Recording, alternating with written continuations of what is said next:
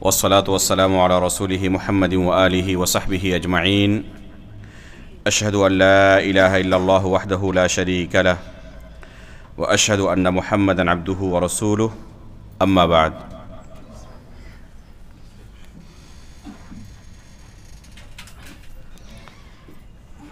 مغرب کی نماز سے پہلے ہم نجاست کے متعلق سن رہے تھے کہ کون سی چیزیں نجس ہیں اور کون سی چیزیں حقیقت میں شریعت کی نظر میں نجس نہیں ہیں، لیکن غلط فہمی میں بہت سارے لوگ انہیں نجس سمجھتے ہیں۔ ان چیزوں کی معلومات کے بعد اب ہمارے لیے جاننا یہ ضروری ہے کہ اگر یہ نجس چیزیں کپڑے میں یا برتن میں یا جسم میں یا زمین میں یا پانی میں لگ جائیں تو کیسے ان کو پاک کیا جائے؟ جس طرح ابھی ہم نے کہا تھا کہ کسی چیز کے ناپاک یا پاک ہونے کا فیصلہ اپنی عقل سے ہم نہیں کر سکتے، بلکہ کتاب و سنت کے اندر جو اللہ رب العالمین نے یا رسول اللہ صلی اللہ علیہ وسلم نے رہنمائی کی ہے اس کی صرف ہمیں اتباع کرنا ہے۔ اسی طریقے سے کس ناپاکی سے طہارت کیسے حاصل کی جائے، اگر ناپاک کوئی چیز ہو گئی ہے تو کیسے اسے پاک کیا جائے، اس کا طریقہ بھی شریعت کی رہنمائی کے مطابق ہی ہونی چاہیے۔ اس کا طریقہ بھی شریعت کی رہنمائی کے مطابق ہی ہونا چاہیے۔ اپنی طرف سے کوئی سوچے کہ اس طرح بھی وہ چیز پاک ہو جائے گی تو ضروری نہیں ہے کہ اس کا وہ طریقہ درست ہی ہو، اس لیے ہمیں کتاب و سنت کی اتباع کرنی ہے۔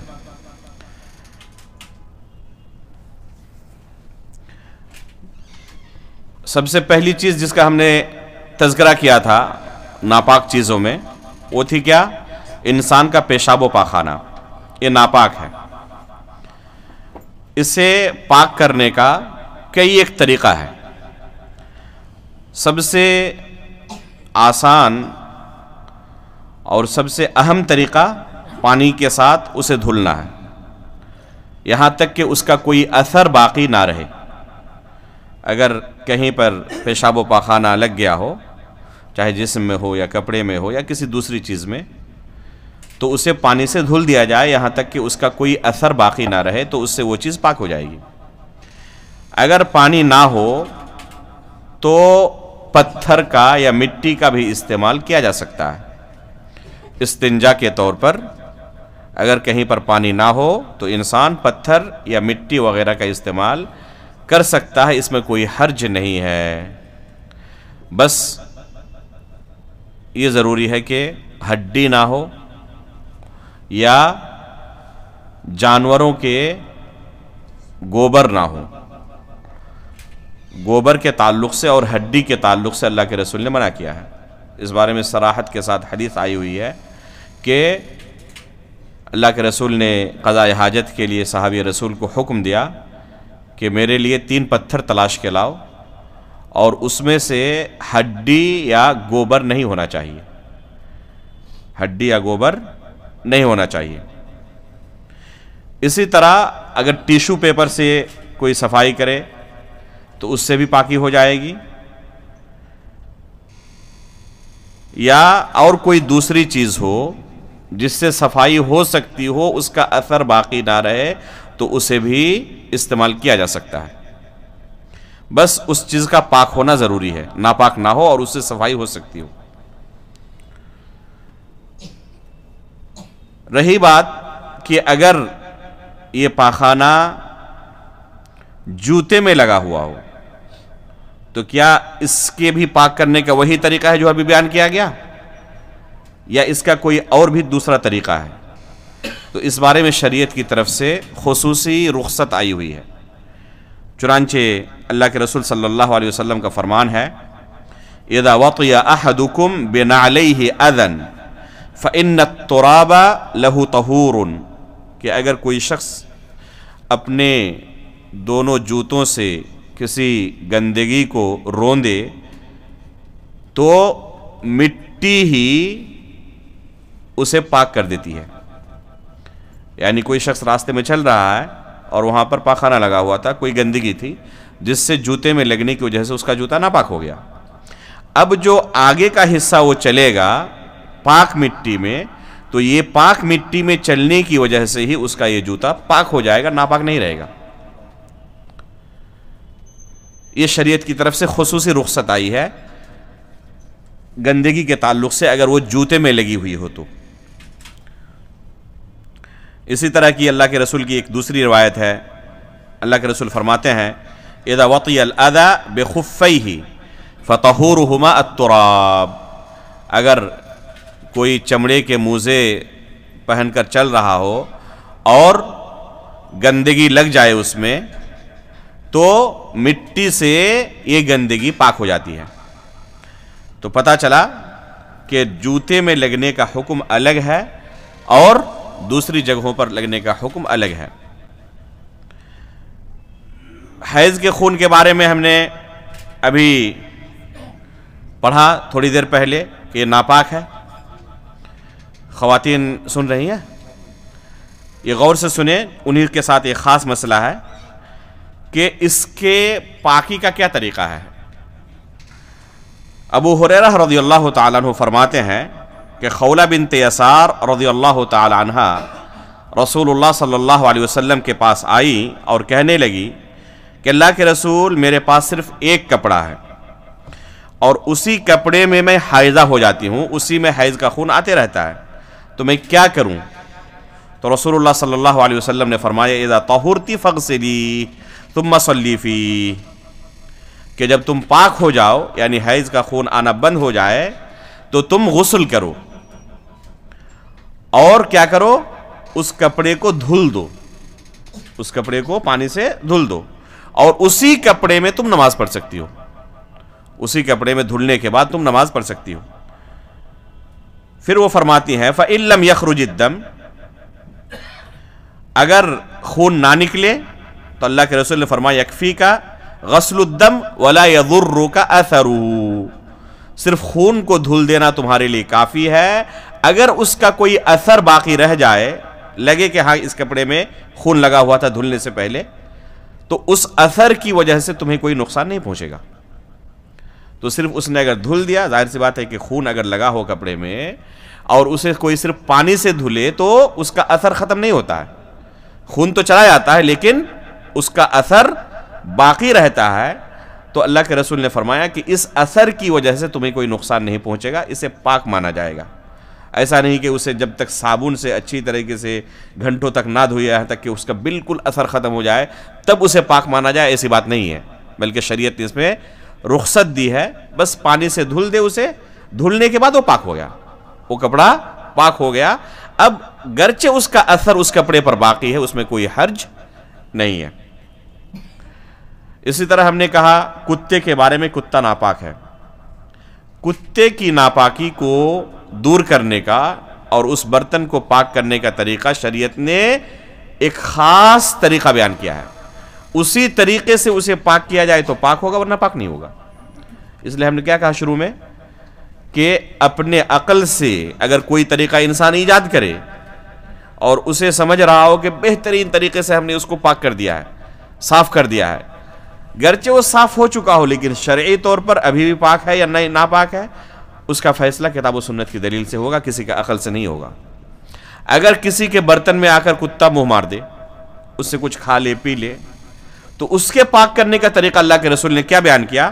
طہور اناء احدکم اذا ولغ فیہ الکلب ان یغسلہ 7 مرات اولاہن بالتراب، اللہ کے رسول فرماتے ہیں کہ تمہارے برتن میں اگر کتا کھا لے، اپنا منہ ڈال دے، تو اسے پاک کرنے کا طریقہ یہ ہے کہ 7 مرتبہ اسے دھلے، اگر اس سے کم دھلتا ہے تو پاک نہیں ہوگا، شرعی طور پر اسے ناپاکی مانا جائے گا۔ اور اس میں بھی 7 مرتبہ میں سے پہلی مرتبہ اسے مٹی سے دھلنا ہے، اولاہن بالتراب، پہلی بار اسے مٹی سے دھلے۔ اللہ کے رسول صلی اللہ علیہ وسلم نے آج سے 1400 سال پہلے یہ حدیث بیان کی تھی۔ آج میڈیکل سائنس ترقی کرنے کے بعد یہ نتیجہ اخذ کرتی ہے اور نکالتی ہے اور دعویٰ کرتی ہے کہ کتے کے منہ کے اندر ایسے جراثیم ہوتے ہیں کہ وہ جراثیم فوراً برتن میں منتقل ہو جاتے ہیں جیسے ہی اس میں منہ ڈالے، اور جب تک مٹی سے اسے دھلا نہ جائے یہ جراثیم مرتے نہیں ہیں۔ آپ صابن سے بھی دھلیں تب بھی جراثیم باقی رہ جاتے ہیں، بس مٹی ہی اس کے لیے تریاق ہے۔ اللہ کے رسول صلی اللہ علیہ وسلم نے آج سے 1400 سال پہلے ہی یہ علاج ہمیں بتایا ہے کہ اگر کسی کے برتن میں منہ ڈال دے کتا تو اسے اس طریقے سے وہ پاک کرے۔ تو پاک کرنے کا شرعی طریقہ یہی ہے۔ پیشاب سے پاکی کا طریقہ کیا ہوگا؟ پیشاب سے پاکی کا طریقہ اسے دھلنا ہے، گرچہ وہ سوکھ چکا ہو اور اس کا کوئی اثر دکھائی نہ دے۔ گرچہ جیسے کپڑے پر پیشاب لگنے کے بعد آپ اگر اسے چھوڑ دیں 1 گھنٹہ 2 گھنٹہ یا اسے دھوپ میں رکھ دیں تو کیا ہوگا؟ اس کا کوئی اثر دکھائی نہیں دے گا، تو اس وجہ سے وہ پاک نہیں ہو جائے گا، وہ ناپاکی رہے گا۔ البتہ اگر بستر پر مثلا بچے نے پیشاب کر دیا، کسی نے پیشاب کر دیا، اگر اسے سکھا دیا جائے تو وہ ناپاک تو رہے گا، لیکن اس پر بیٹھنے کی وجہ سے کوئی ناپاک نہیں ہو جائے گا، کیونکہ اس کا اثر اس کے بدن پر نہیں آیا، اس کے کپڑے پر نہیں آیا۔ لیکن اگر وہ بھیگا ہوا ہو اور اس پر کوئی بیٹھ جائے تو اس کا اثر اس کے جسم پر آ جائے گا، کپڑے پر آ جائے گا، ناپاک ہو جائے گا وہ۔ لیکن وہ کپڑا ناپاک ہی رہے گا اگرچہ سوکھ جائے پیشاب۔ اسے پاک کرنے کا طریقہ یہ ہے کہ اسے دھلا جائے، اسے پاک کرنے کا طریقہ ہے کہ دھلا جائے۔ اس سے صرف مستثنا اور رخصت بچے کے پیشاب کو شریعت نے کیا ہے کہ اگر کوئی بچہ چھوٹا ہو اور اب تک اس کی غذا ماں کا دودھ ہی ہے، خارجی غذا اس کا، خارجی کوئی کھانا اس کا غذا ابھی تک نہیں بنا ہے، تو ایسی صورت میں اس کے پیشاب پر اگر صرف چھینٹے مار دیے جائیں یہ کافی ہے، دھلنے کی ضرورت نہیں ہے۔ یہ رخصت صرف بچے کے پیشاب کے لیے ہے۔ بہت سارے علماء نے اسے 6 مہینے کی مدت قرار دیا ہے، بہت نے اس کے کم یا بیشی۔ اصل یہ ہے کہ اس کی اصل غذا کیا ہے؟ ماں کا دودھ ہی ہے، ماں کے دودھ کے علاوہ کوئی دوسری چیز وہ کبھی قبول نہیں کر سکتا۔ تو اس بچے کے پیشاب کے بارے میں شریعت کی طرف سے رخصت ہے کہ صرف اگر چھینٹا مار دے تو پاک ہو جائے گا، دھلنے کی ضرورت نہیں ہے، لیکن اگر بچی ہے تو اسے دھلنا ضروری ہے۔ خواتین کے تعلق سے ایک اور مسئلہ ہے، مردوں کا لباس خصوصاً پائجامہ یا لنگی یا پینٹ یا اگر کوئی عربی ثوب پہنتا ہے، جبہ پہنتا ہے، تو اس کا ٹخنے سے اوپر ہونا ضروری ہے۔ اگر ٹخنے سے نیچے جائے تو جہنم کا حصہ ہے۔ اس بارے میں صحیح حدیث وارد ہے اور سخت وعید ہے کہ ٹخنے سے جو بھی حصہ کپڑے کا نیچے چلا جائے وہ کیا ہے؟ وہ جہنم کا حصہ ہے۔ اس لیے انسان کو اس بارے میں حد درجہ احتیاط برتنا چاہیے۔ بعض گناہیں بڑی سنگین ہیں اور اس سے بچنا بھی بڑا آسان ہے، لیکن لوگ اس طرف توجہ نہیں دیتے، اسے سنگین نہیں سمجھتے اور ان گناہوں کے اندر ملوث رہتے ہیں۔ ان گناہوں کو کہا جاتا ہے گناہ بے لذت، یعنی کوئی لذت بھی اسے حاصل نہیں ہوئی اور سخت سے سخت گناہ کے اندر وہ گرفتار بھی ہو گیا، ملوث بھی ہو گیا۔ آخر ٹخنے سے نیچے لٹکا کر اس کو کون سی لذت مل جائے گی؟ بس ایک ذہن کے اندر فیشن بنا ہوا ہے کہ یہ کوئی ترقی پسند قوم کی علامت ہے، حالانکہ یہ کوئی ترقی کی علامت نہیں ہے۔ انسان آسانی کے ساتھ اس گناہ سے بچ سکتا ہے۔ یہ حکم مردوں کے لیے ہے، لیکن عورتوں کے لیے اس کے برعکس حکم ہے۔ عورتوں کا جسم کا کوئی حصہ مرد دیکھ نہ پائے، یہی اصل ہے۔ جہاں تک ممکن ہو سکے خواتین اپنے جسم کو ڈھانپ کر رکھیں، پیر کو بھی، ہاتھ کو بھی، چہرے کو بھی ڈھانپ کر رکھیں، کسی اجنبی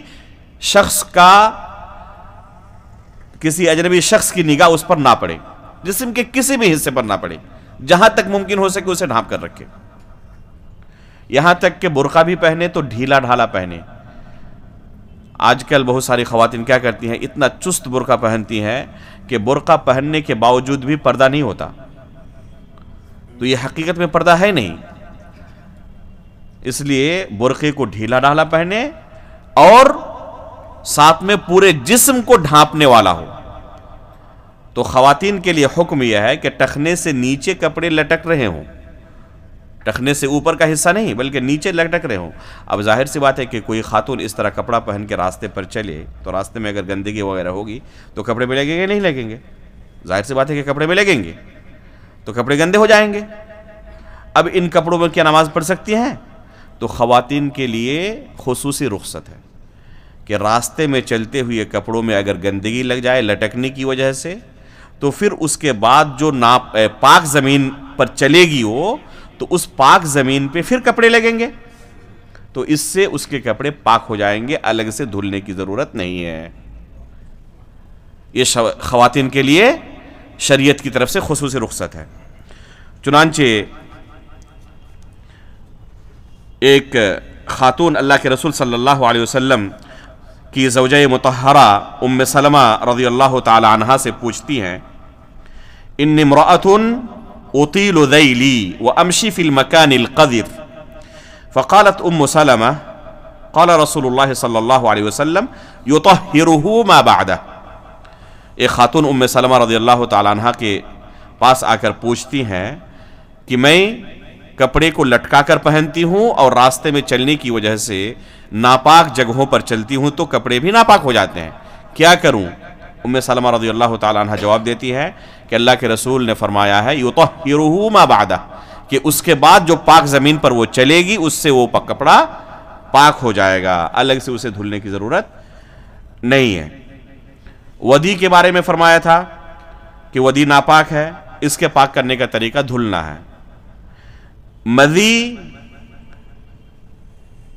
اس کے پاک کرنے کا طریقہ شریعت کے اندر اس بارے میں خصوصی رخصت وارد ہے، دھلنا ضروری نہیں ہے، خصوصاً اگر کسی کو بہت زیادہ مزی آتی ہو، جیسے کہ علی رضی اللہ تعالیٰ عنہ کے بارے میں آیا ہے کنت رجلا مذاء، کہ مجھے بہت زیادہ مزی آتی تھی، اللہ کے رسول صلی اللہ علیہ وسلم سے میں نے، چونکہ اللہ کے رسول ان کے سسر تھے، پوچھنا مشکل تھا، تو ایک صحابی کو بھیجا کہ اس بارے میں اللہ کے رسول سے دریافت کریں کہ اس کے پاک کرنے کا طریقہ کیا ہے۔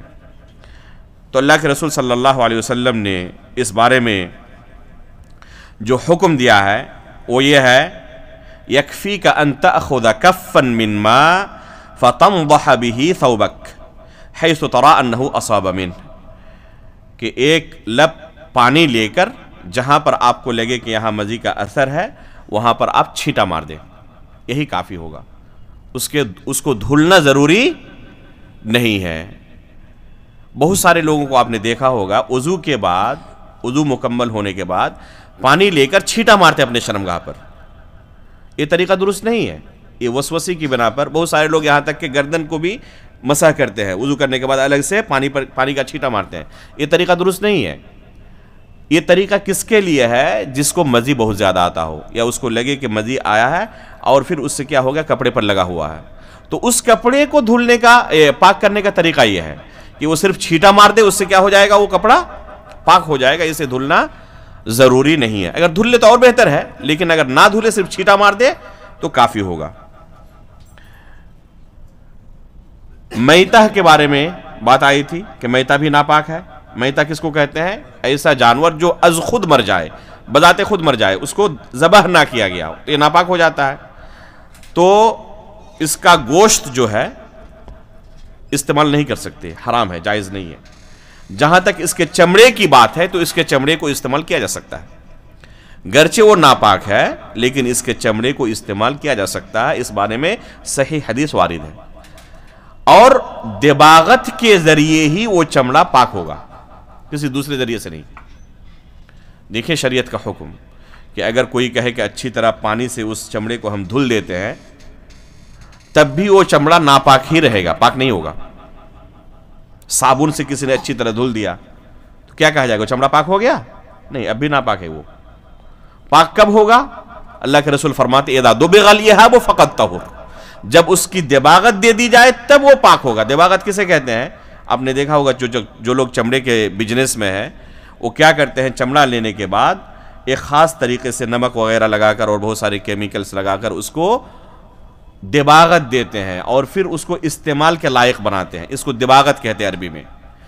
دباغت جب دے دی جائے تو پھر وہ چمڑا پاک ہو جاتا ہے. دباغت کے بعد، دباغت سے پہلے وہ چمڑا ناپاک ہے. اگر لگ جائے کسی کے جسم میں تو ناپاک ہو جائے گا. کپڑے میں لگ جائے اور وہ تر ہو تو اس سے وہ کپڑا ناپاک ہو جائے گا. اس کے پاک کرنے کا شرعی طریقہ یہی ہے کہ اسے دباغت دی جائے. اور یہ واحد حدیث ہے جس سے معلوم ہوتا ہے کہ میتہ ناپاک ہے. ہمارے بعض اساتذہ کہتے تھے کہ اس حدیث کے علاوہ کوئی دوسری حدیث ہمیں نہیں ملتی جس سے ہم کہہ سکیں کہ میتہ ناپاک ہے. اذا دبغ الاہاب فقد طہر. اہاب کہتے ہیں عربی میں. یہاں اللہ کے رسول نے جلد نہیں کہا. عربی میں چمڑی کو کیا کہتے ہیں؟ جلد کہتے ہیں. لیکن یہاں اللہ کے رسول نے کون سا لفظ استعمال کیا؟ اہاب کا لفظ استعمال کیا. اذا دبغ الاہاب فقد طہر. اور اہاب کہتے ہیں جلد المیتہ. مردہ جانور کے چمڑے کو اہاب کہا جاتا ہے. تو اللہ کے رسول نے کیا کہا؟ اذا دبغ الاہاب فقد طہر. اس چمڑے کو جب دباغت دی جائے تب وہ پاک ہوگا. تو اس کے پاک کرنے کا طریقہ یہ ہے کہ اسے دباغت دی جائے. اب ہمیں نجاست وغیرہ کے تعلق سے پورا علم ہو گیا. پتہ چل گیا کہ کون سا پانی پاک ہے اور کس پانی سے ہم وضو کر سکتے ہیں، غسل کر سکتے ہیں. اب ہم اصل کام کو شروع کریں گے، وضو کرنا یا غسل کرنا. اگر کوئی شخص حسی طور پر ناپاک ہے تو اس کے پاک کرنے کا طریقہ ہم نے سن لیا. معنوی طور پر اگر ناپاک ہے تو تب اس کے پاک کرنے کا طریقہ دوسرا ہے. معنوی طور پر ناپاک ہونے کا معنی یہ ہے کہ کوئی شخص جنبی ہو، احتلام کی وجہ سے ناپاک ہو گیا ہے، تو یہ حسی طور پر ناپاک نہیں ہے، معنوی طور پر ناپاک ہے. کسی نے اپنی بیوی سے ہمبستری کی ہو تو معنوی طور پر ناپاک ہے، اس کے لیے غسل واجب ہے. بغیر غسل کے وہ پاک نہیں ہو سکتا. جو غسل کا شرعی طریقہ ہے اس طریقے سے اگر اس نے غسل کیا ہے تو پاک ہوگا، ورنہ ناپاک ہی رہے گا. اس کی نماز درست نہیں ہوگی. گرچہ اس نے وضو کیا صحیح طریقے سے لیکن وہ ناپاک ہے، اس کی نماز نہیں ہوگی. اسی طرح کوئی خاتون حیض یا نفاس کے خون سے پاک ہوئی ہے، حیض کا خون آنا بند ہو گیا، نفاس کا خون آنا بند ہو گیا، تو اب اس کے لیے غسل کرنا ضروری ہے. یہ ناپاکی جو ہے یہ کیا ہے؟ یہ نجاست معنوی ہے. یعنی بظاہر ننگی آنکھوں سے آپ دیکھ نہیں سکتے اسے، لیکن شرعی حکم اس کے اوپر یہ ہے کہ اب اسے ناپاک مانا جائے. کب پاک مانا جائے گا؟ جب وہ غسل کر لے گا یا کر لے گی، تب اسے پاک مانا جائے گا. تو اس لیے جاننا ضروری ہے کہ کن کن اسباب کی بنا پر کسی شخص پر غسل واجب ہو جاتا ہے. کچھ چیزیں ہر ایک کے نزدیک معروف ہیں، ہر کوئی جانتا ہے کہ اس سے غسل واجب ہو جاتا ہے، اور بہت ساری چیزیں ایسی بھی ہیں جن کے تعلق سے بہت سارے لوگوں کو علم نہیں ہوتا. پہلی چیز جس سے غسل واجب ہو جاتا ہے وہ ہے منی کا نکلنا. منی خود پاک ہے لیکن اس کا نکلنا ناپاک ہے. یعنی منی کپڑے میں لگ جائے تو کپڑا ناپاک نہیں ہوگا، لیکن نکلنے کی وجہ سے وہ شخص جس کے جسم سے نکلا ہے کیا ہو جائے گا؟ وہ معنوی طور پر ناپاک ہو جائے گا. جب تک غسل نہ کرے وہ ناپاک رہے گا. تو منی کا نکلنا ناپاک ہے.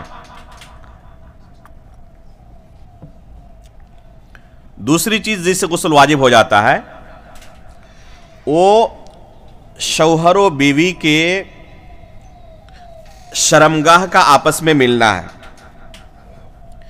اس میں منی کا نکلنا شرط نہیں ہے.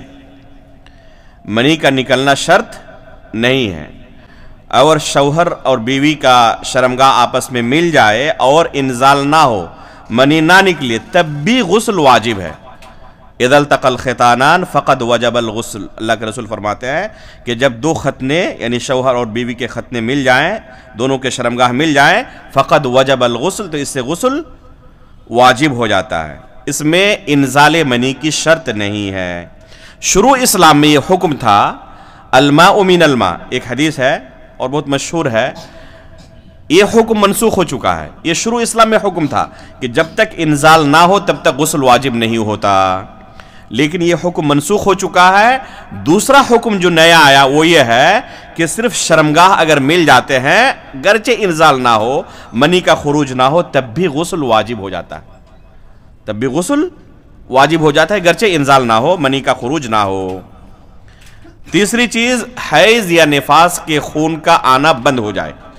ایک خاتون ہے، حیض کا خون جاری ہے، ناپاک ہے، وہ جیسے ہی بند ہو جائے اس پر غسل واجب ہو جاتا ہے.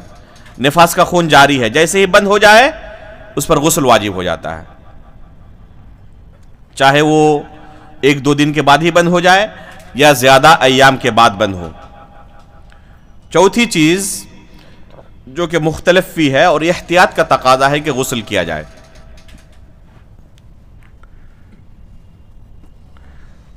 وہ ہے جمعہ کے دن غسل کرنا. اس مسئلے میں کافی اختلاف ہے. بہت سارے علماء کے نزدیک واجب ہے اور بہت سارے علماء کے نزدیک مستحب ہے، واجب نہیں ہے. راجح یہی معلوم ہوتا ہے کہ مستحب ہے، واجب نہیں ہے. لیکن بہت سارے علماء نے اسے واجب بھی کہا ہے، اس لیے احتیاط کا تقاضا یہ ہے کہ جمعہ کے دن غسل کیا جائے، احتیاط کے طور پر بھی کم از کم. الاقل مستحب تو ہے، یعنی یہ غسل شرعی غسل ہے جس غسل کی بنا پر انسان کو اجر ملے گا. یہ تقرب اللہ کے لیے غسل ہے. جمعہ کا دن جو غسل انسان کرتا ہے ایک عبادت ہے، اس وجہ سے اس عبادت کو نہ چھوڑے. اور اگر کسی کے نزدیک واجب ہونا ہی راجح ہو، ظاہر سی بات ہے کہ نہ کرے تو گنہگار ہوگا. لیکن دلائل سے یہی راجح معلوم ہوتا ہے کہ یہ غسل واجب نہیں ہے، مستحب ہے. البتہ اس کی بہت زیادہ تاکید آئی ہوئی ہے، اسے سنت مؤکدہ کہہ سکتے ہیں. اسی طرح اگر کسی شخص کی وفات ہو جائے تو اس شخص کو غسل دینا ضروری ہے. بغیر غسل دیے اس کو دفن نہیں کر سکتے اگر غسل دینا ممکن ہو تو.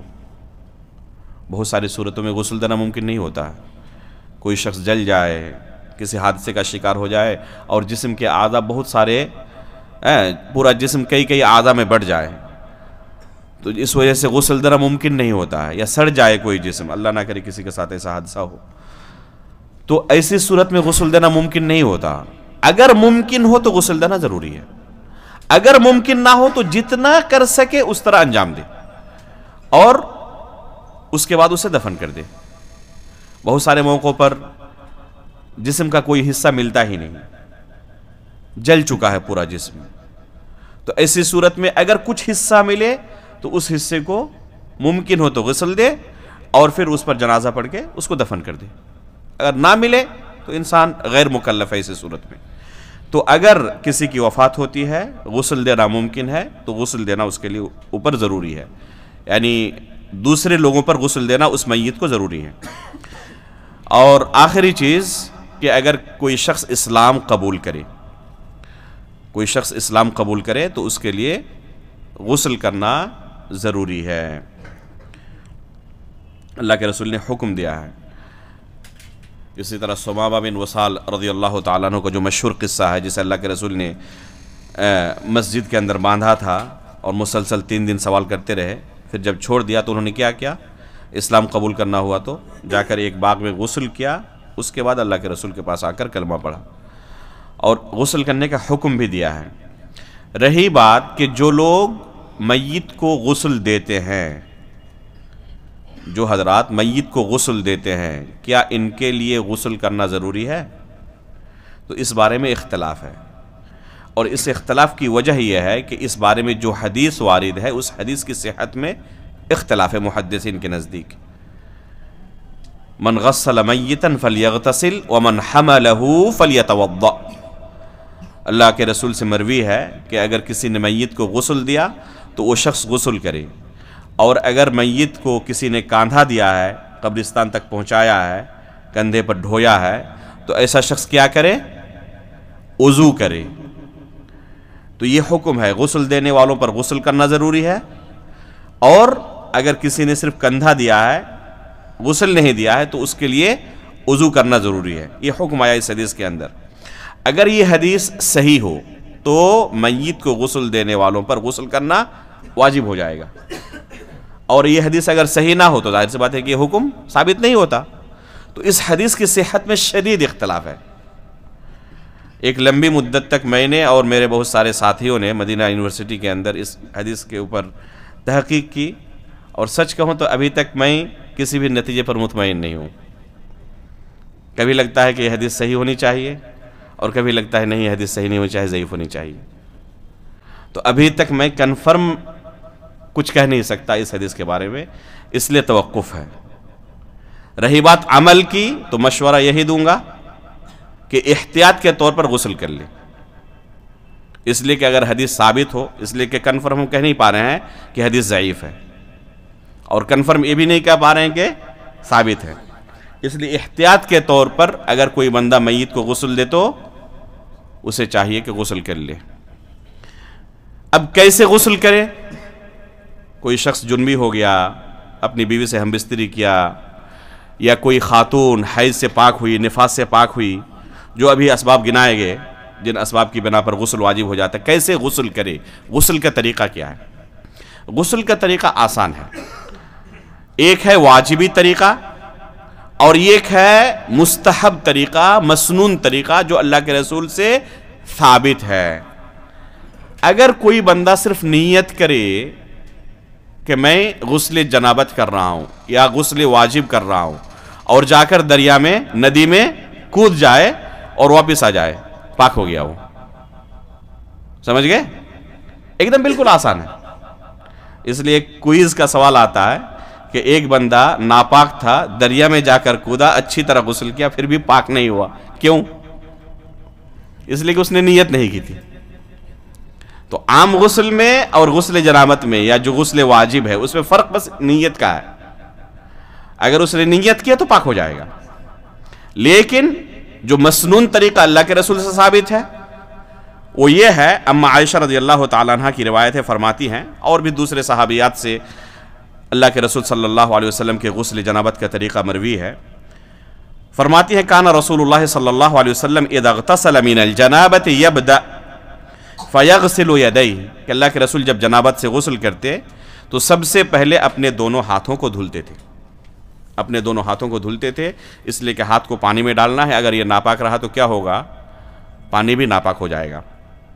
ثم یفرغ بیمینہ علی شمالہ فیغسل فرجہ، اور پھر داہنے ہاتھ سے بائیں ہاتھ میں پانی ڈالتے اور اپنے شرمگاہ کو دھلتے.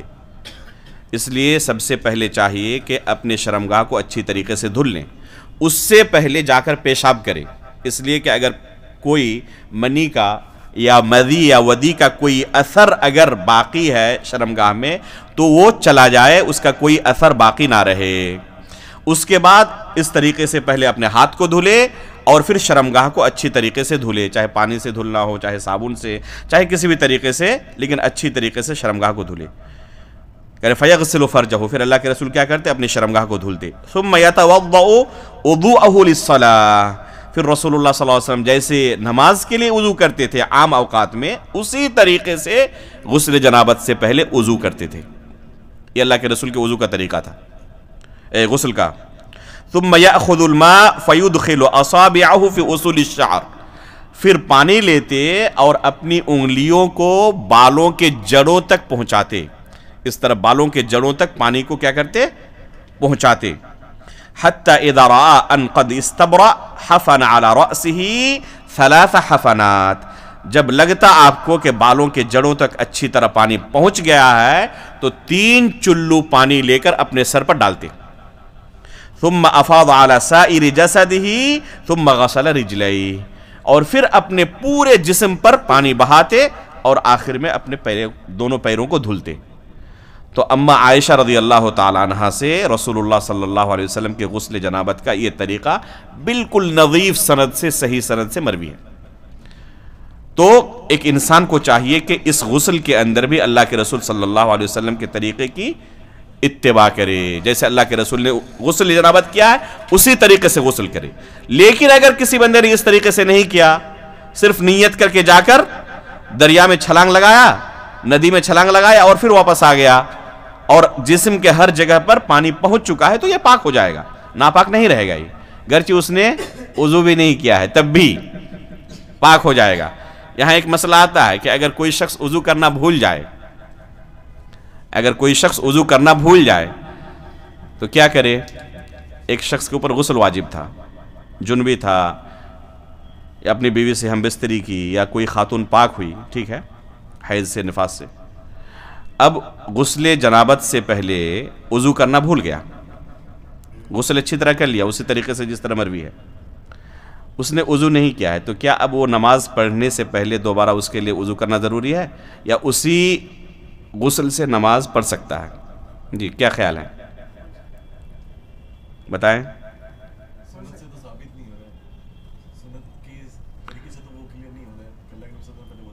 جی اللہ کے رسول نے پہلے وضو کیا ہے، لیکن مسئلہ یہ ہے کہ اس وضو کا حکم کیا ہے، کیا یہ وضو واجب ہے، شرط ہے، یا یہ مستحب ہے؟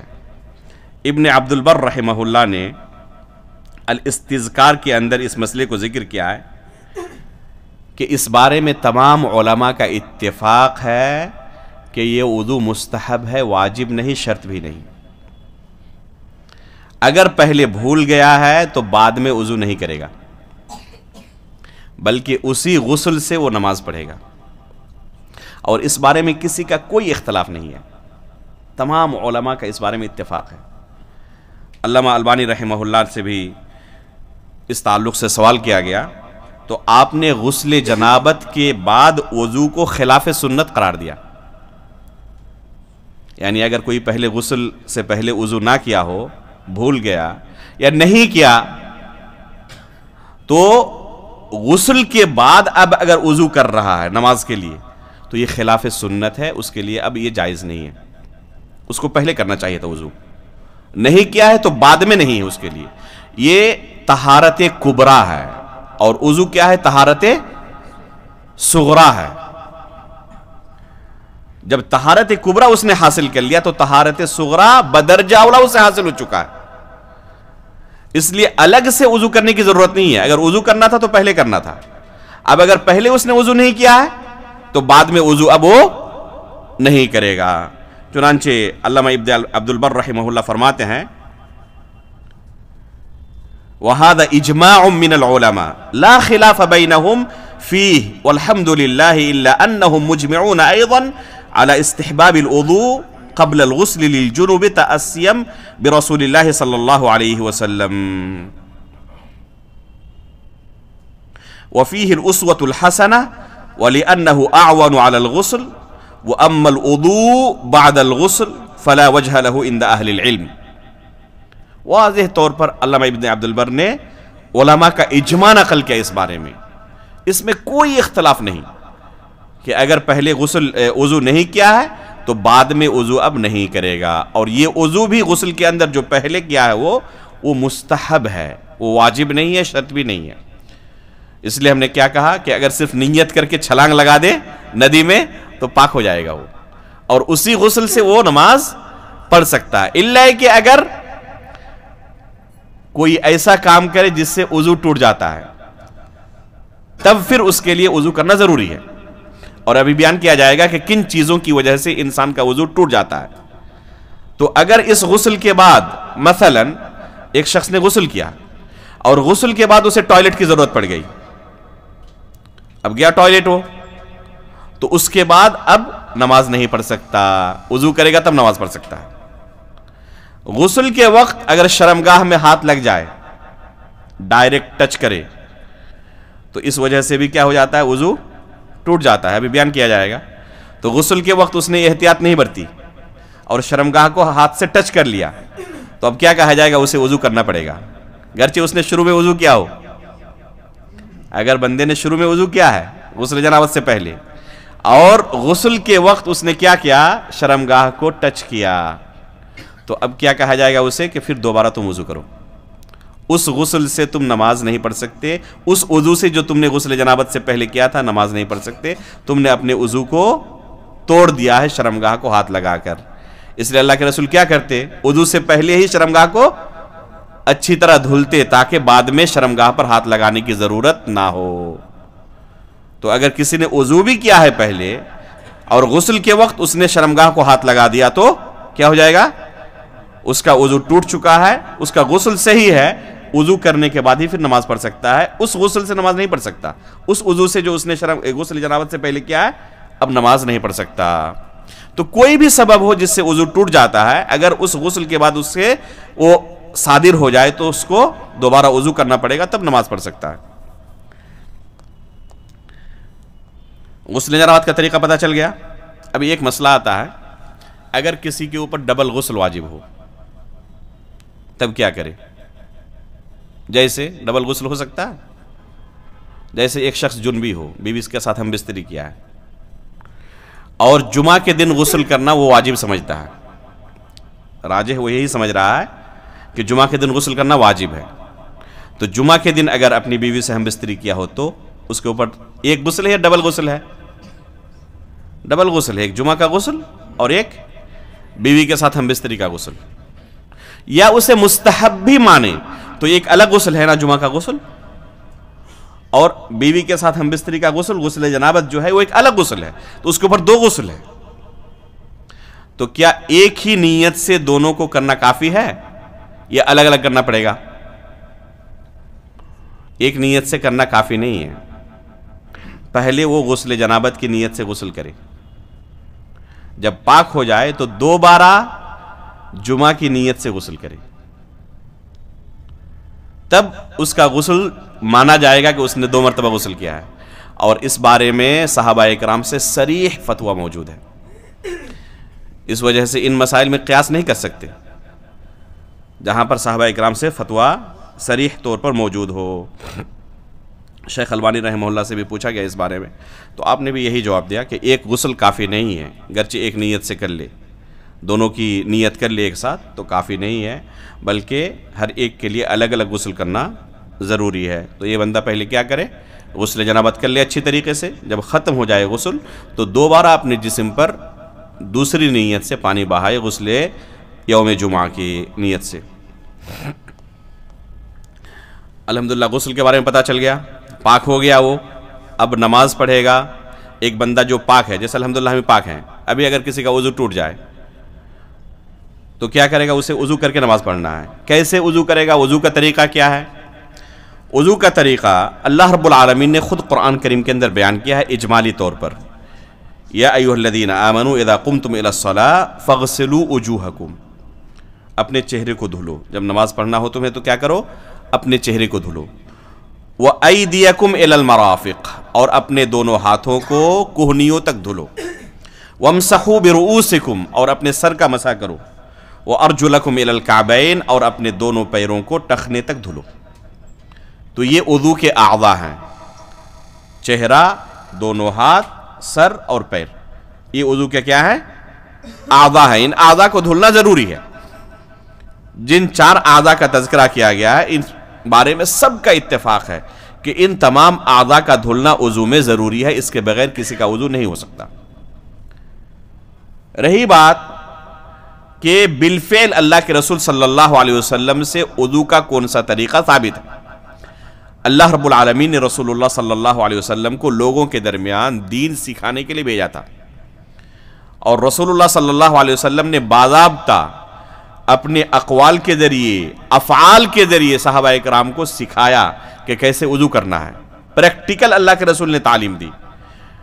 اللہ کے رسول صلی اللہ علیہ وسلم کے صحابہ اکرام نے بھی اپنے بعد آنے والے شاگردوں کو، تابعین کو پریکٹیکل وضو کی تعلیم دی. عثمان غنی رضی اللہ تعالیٰ عنہ سے مروی ہے، علی رضی اللہ تعالیٰ عنہ سے مروی ہے کہ انہوں نے اپنے شاگردوں کے سامنے وضو کر کے دکھایا کہ کیسے اللہ کے رسول صلی اللہ علیہ وسلم وضو کرتے تھے. تو رسول اللہ صلی اللہ علیہ وسلم کے وضو کا طریقہ صحیح احادیث کے اندر موجود ہے. وضو کے اندر کچھ چیزیں فرض کے قبیل سے ہیں اور کچھ چیزیں ایسی ہیں جنہیں علماء نے مستحب کہا ہے. وضو کا مختصر طریقہ یہ ہے کہ سب سے پہلے ایک انسان نیت کرے. نیت کے بغیر کوئی بھی عمل قابل قبول نہیں ہے. انما الاعمال بالنیات، اللہ کے رسول صلی اللہ علیہ وسلم کی صحیح حدیث ہے، صحیح بخاری کی پہلی روایت ہے کہ اعمال کا دار و مدار نیتوں پر ہے. اگر کسی نے نیت نہیں کی تو اس کا وضو نہیں مانا جائے گا. اس کے بعد بسم اللہ کہے.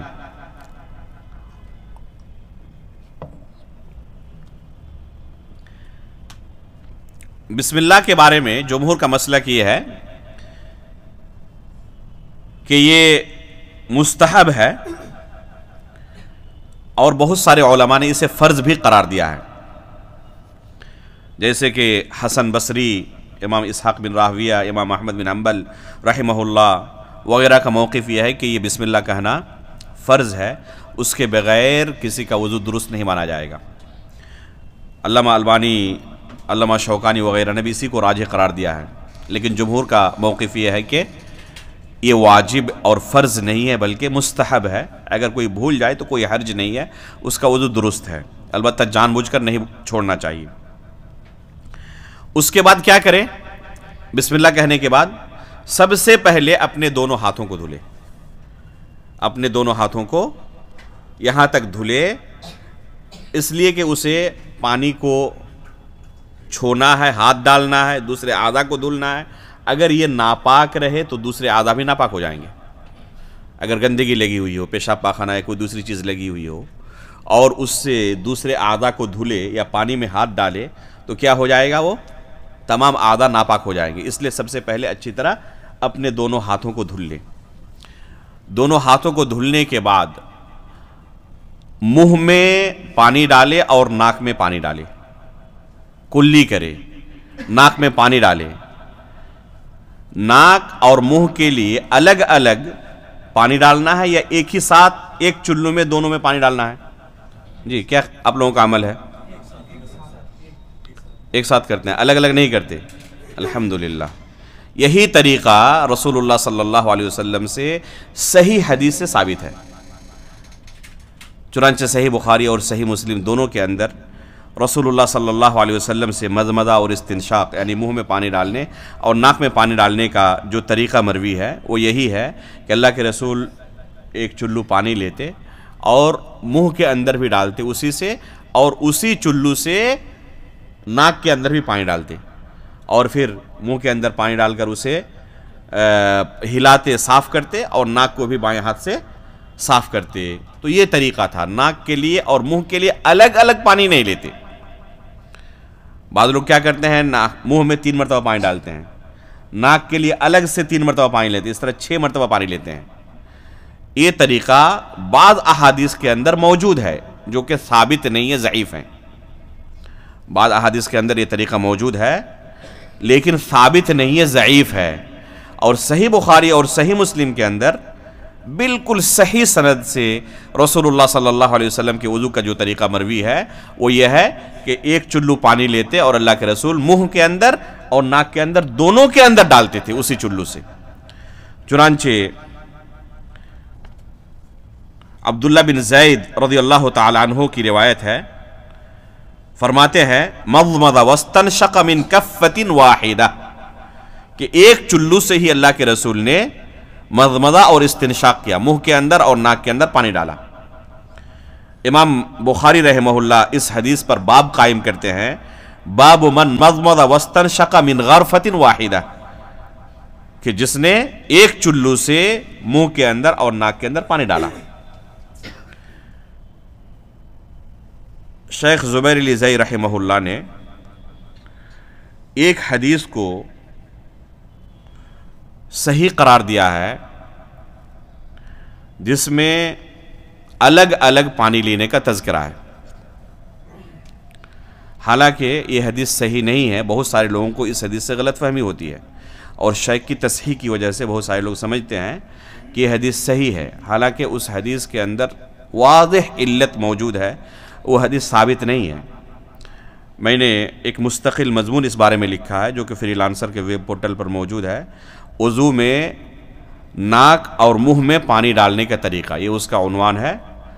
اس مضمون کے اندر تفصیل کے ساتھ اس علت کا بیان کیا ہے کہ یہ حدیث معلول ہے، ضعیف ہے، صحیح سند سے ثابت نہیں ہے۔ اس کے بالمقابل صحیح بخاری اور صحیح مسلم کے اندر اللہ کے رسول سے صحیح سند سے جو طریقہ موجود ہے وہ یہ ہے کہ ایک ہی چلو سے اللہ کے رسول کیا کرتے تھے، پانی لیتے تھے اور دونوں کے اندر پانی ڈالتے تھے۔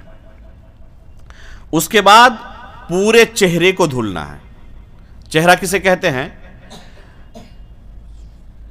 جہاں بال اگتے ہیں اور یہ اس کو کہتے ہیں ٹھڈی، ٹھڈی تک، یہ لمبائی میں، اور چوڑائی میں دونوں کانوں کے درمیان کا حصہ، یہ ہے چوہدی چہرے کی۔ اس پورے عضو کو ایک مرتبہ کم از کم دھلنا ضروری ہے۔ 2 مرتبہ 3 مرتبہ دھلنا مستحب ہے، اگر ایک مرتبہ اچھی طریقے سے دھل لیا ہے تو کافی ہے، یہ واجب ہے۔ 3 مرتبہ سے زیادہ دھلنا جائز نہیں ہے، 3 مرتبہ سے زیادہ دھلنا جائز نہیں ہے، 1 مرتبہ دھلنا ضروری ہے، 2 مرتبہ اور 3 مرتبہ دھلنا مستحب ہے، کرے تو بہتر ہے، نہ کرے کوئی حرج نہیں۔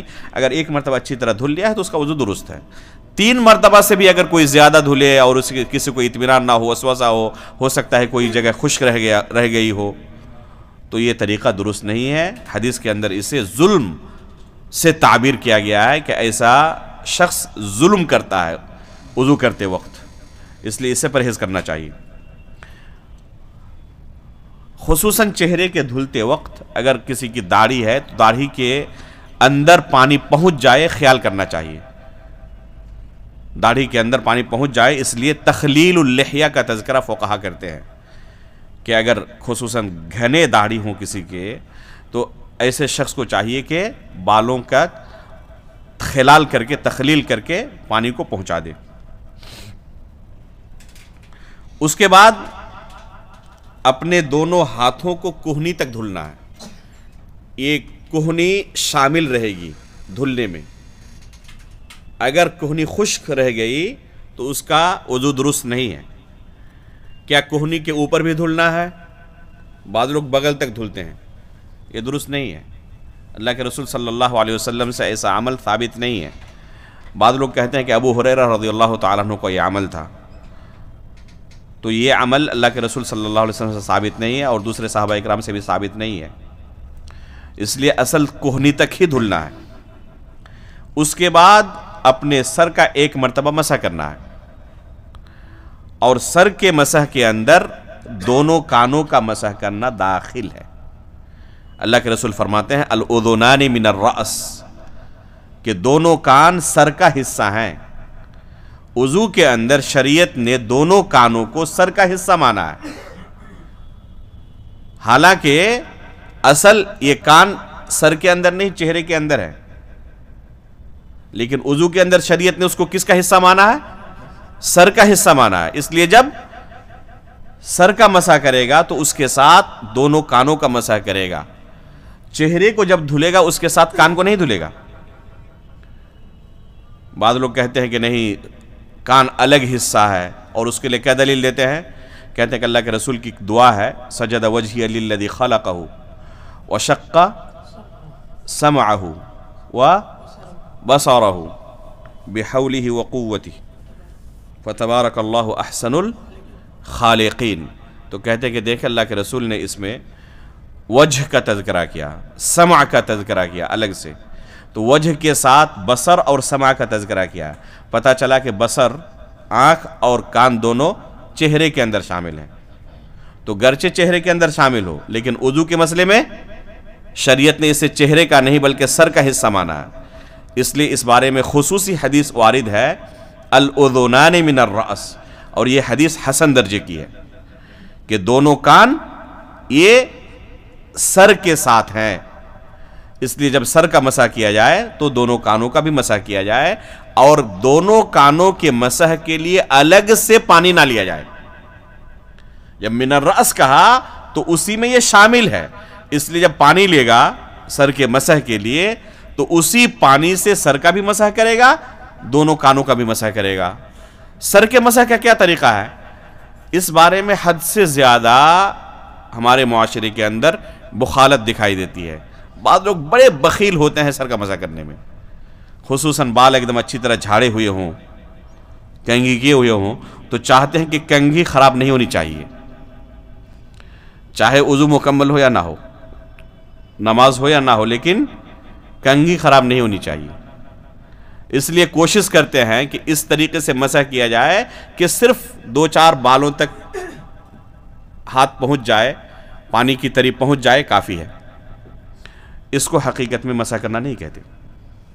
ربیع بنت معوذ رضی اللہ تعالیٰ عنہ کی حدیث ہے، اللہ کے رسول صلی اللہ علیہ وسلم کے سر کے مسح کا طریقہ بیان کرتی ہے، بدأ بمقدم رأسہ حتی ذہب بہما الی قفاہ، کہ اللہ کے رسول نے اپنے سر کے اگلے حصے سے شروع کیا مسح کرنا، اور کہاں تک لے گئے؟ اپنی گدی تک لے گئے۔ یہاں سے شروع کر کے کہاں تک لے گئے؟ گدی تک، اور پھر وہاں سے واپس لائے اس جگہ تک جہاں سے آپ نے شروع کیا تھا. تو یہ ہے اللہ کے رسول کے مسح کا طریقہ کہ پورے سر کا مسح کیا جائے. اور اس کے بعد پھر کان کا مسح ہے. کان کا مسح اندر بھی کرنا ہے باہر بھی کرنا ہے. اللہ رب العالمین نے کان کی جو بناوٹ بنائی ہے اس کے اندر داخل اذن کان کے اندر بھی ایک راستہ ہے اور باہر بھی راستہ ہے. اس لیے اپنی شہادت کی انگلی کو کان کے سوراخ میں ڈالے اور پھر جو راستہ ہے راستے سے پورا اس طرح گزار دے. پورے راستے میں اپنی اس انگلی کو گزار دے یہاں تک کہ پورے کان کے اندرونی حصے کا مسح ہو جائے اور پھر اس انگوٹھے سے باہر کے حصے کا مسح کرے. اس طریقے سے پورے کان کا مسح ہو جائے گا, اندر کا بھی باہر کا بھی. یہ ایک ہی مرتبہ کرنا ہے بس. سر کا مسح ایک مرتبہ سے زیادہ نہیں ہے. جس طرح دوسرے اعضاء میں ہم نے کہا کہ ایک مرتبہ کرنا ضروری ہے, 2 مرتبہ 3 مرتبہ کرنا مستحب اور 3 مرتبہ سے زیادہ کرنا جائز نہیں. لیکن سر کا مسح اس سے مستثنیٰ ہے. سر کا مسح بس ایک مرتبہ ہے, ایک مرتبہ سے کرنا زیادہ جائز نہیں ہے. اور اس کے بعد آخر میں اپنے دونوں پیروں کو ٹخنے تک دھلے. دونوں پیروں کو ٹخنے تک دھلے. اگر کوئی حصہ خشک رہ گیا, ٹخنا خشک رہ گیا یا کوئی دوسرا حصہ خشک رہ گیا تو اس بارے میں سخت وعید آئی ہوئی ہے. وَيْلٌ لِّلْأَعْقَابِ مِنَ النَّارِ. اللہ کے رسول کی حدیث ہے کہ ایڑی کا حصہ اگر خشک رہ جائے تو یہ جہنم کا حصہ ہے.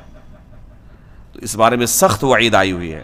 اس لیے وضو کرنے والے کو چاہیے کہ اچھی طرح کنفرم ہو جائے کہ تمام اعضاء اچھی طرح بھیگ چکے ہیں, کہیں پر کوئی خشکی نہیں رہ گئی ہے, تب اسے مانا جائے گا کہ حقیقت میں اس نے وضو کیا ہے.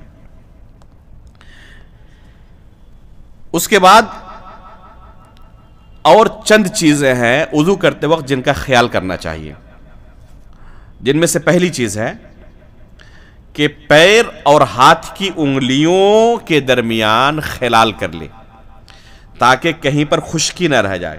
جیسے داڑھی کے سلسلے میں ہم نے کہا, اسی طرح پیر کی انگلیوں, خصوصاً پیر کی انگلیوں میں وہ ملے ہوئے ہوتے ہیں, اس وجہ سے خشکی رہ جاتی ہے. اگر انسان صرف اوپر سے پانی بہا لے تو پیر کی انگلیوں کے درمیان پانی نہیں پہنچتا, خشکی رہ جاتی ہے, اس کا وضو درست نہیں ہوگا. اس لیے ان جگہوں پر پانی کو اچھی طرح پہنچا دے ہاتھ کی انگلیوں سے خلال کر کے. اسی طرح وضو کو پئی در پئی کرنا ضروری ہے.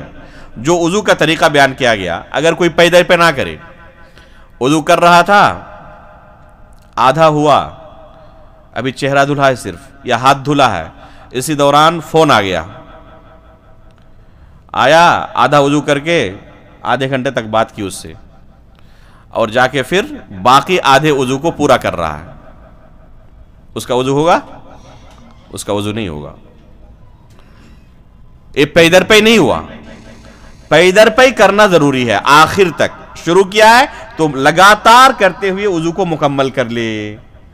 کتنا فاصلہ دے سکتا ہے, ضرورت پڑ گئی کسی اچانک کام کی, جیسے فون آیا, جا کے فوراً اس نے کیا فون کو کاٹ دیا اور پھر وضو کرنے کے لیے آ گیا, تو اس کو پھر نئے سرے سے کرنے کی ضرورت نہیں ہے. جہاں تک کر چکا تھا اسے دہرانے کی ضرورت نہیں ہے. علماء نے اس کا ضابطہ یہ بیان کیا ہے کہ ایک وضو کو دھلنے کے بعد اس کے بعد والے وضو کو دھلنے کے درمیان اتنا فاصلہ نہ ہو جائے کہ پہلا وضو خشک ہو چکا ہے. اگر خشک ہو گیا تو اس کو کہا جائے گا کہ یہ پئی در پئی نہیں ہوا, موالات باقی نہیں, اس کو عربی میں موالات کہتے ہیں. تو پئی در پئی ہونا چاہیے. اسی طرح ترتیب ہونی چاہیے. جیسے چہرے کو ہاتھ کے پہلے دھلنا ہے, سر کا مسح ہاتھ کے دھلنے کے بعد ہے, پیر آخر میں ہے.